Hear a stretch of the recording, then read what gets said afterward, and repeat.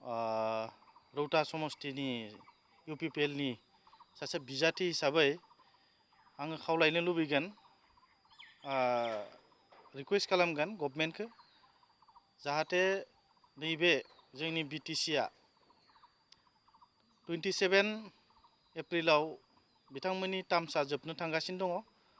बिनि उनाव आं UPPLनि जानानै रौता समष्टिनि सासे बिजाथि जानानै आं लुबैजागोन जे फैबाय थानाय समाव 27नि उनाव गभर्नरनि सासन जानांगौ जोंनि ओनसोलाव। मानोना जाय बिथांमोना दिनै गावसोरनि सासनखौ एक्सटेनसन खालामनो बिबाय थादों, बियो मोगथां महर मोननाय नङा। खारन दिनै जों मिथिगौ कड अफ कन्डाक्ट सोलिगासिनो दङ, इलेक्शन नटिफिकेशना सोलिगासिनो दङ। बे बेलायाव बिथांमोना साफा साफा बिजाथि, आं जेरै सासे बिजाथि, बिथांमोनाबो सासे बिजाथि। बे बेलायाव आं लुबैदों जे 27नि उनाव जोंनि ओनसोलाव गभर्नरा सासन खालामनांगौ। आरो गभर्नर सासन खालामनायनि उनाव जों नुनो मोनगोन जे बिथांमोननि जेसेबांखिनि जाख्ल'दोंमोन, बिथांमोननि जेसेबांखिनि कारापसन जानाय, बियो गासैबो मोगथां महर मोनगोन।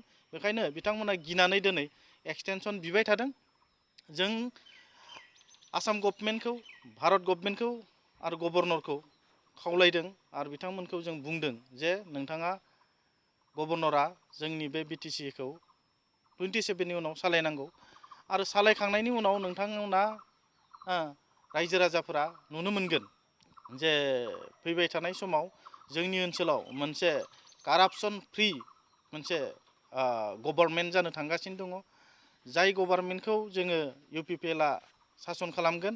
आरो इलेक्शनाव जोङो फैबाय थानाय समाव BTRनि इलेक्शनाव जोङो UPPLआ देरहानाया रोखा जाबाय। दा बेखायनो बिथांमोना गिनानै जोंनि UPPL सासनखौ बा UPPLआ जे गभर्नमेन्ट खालामगौ बेखौ बिथांमोना गिनानै दिनै बिथांमोना एक्सटेनसननि खोथा बिबाय थादों। बियो बिथांमोननि साननाया जाफुंनाय नङा। दिनै जों नुनो मोनदों जोंनि ओनसोलाव बयबो हारि माहारि बयबो दिनै लोब लोब फैदों आरो बयबो दिनै परिबर्तननि सार्थआव रायजो राजाफोरा दिनै सोलायनाय मोनसे सरकार लुबैदों। आरो बे सोलायनाय सरकाराव जों बयखौबो बा जोंनि UPPLखौ दिनैनि नैबे समाव सरकार खालामनायखौ रायजो राजाफ्रा लुबैजादों। बेखायनो दिनैनि तारिखाव जों गभर्नरखौ नैबे जा मोनसे बुहुमनाङै मोनसे कर'ना भाइरासनि मोनसे गिख्रंथाव बेमार, बे बेमाराव जोङो बिनिफ्राय बारग'नो थाखाय इलेक्शनखौ जिहेतु इलेक्शन कमिशनारा फासयनानै होबाय, बे बेलायाव जोंनि नैबे BTC खुंथायाबो जाहाथे दा BTC खुंथायाबो जोबनो थांनायाव जाहाथे फैबाय थानाय समाव जे गभर्नरनि सासना जायो, जों बेखौ लुबैजादों।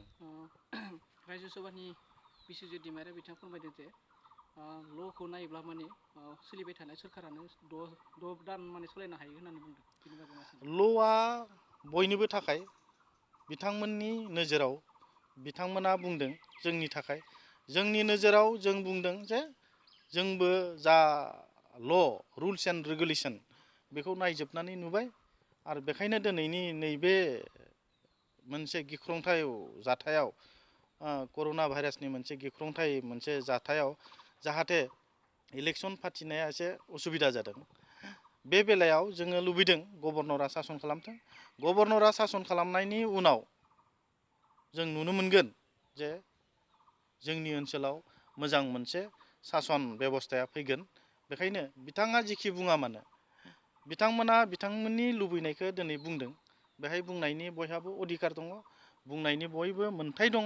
दा बेखायनो दिनै बिथांमोना बुंदों, खिन्थु बिथांमोननि बुंनाया मोगथां महर मोननाय नङा।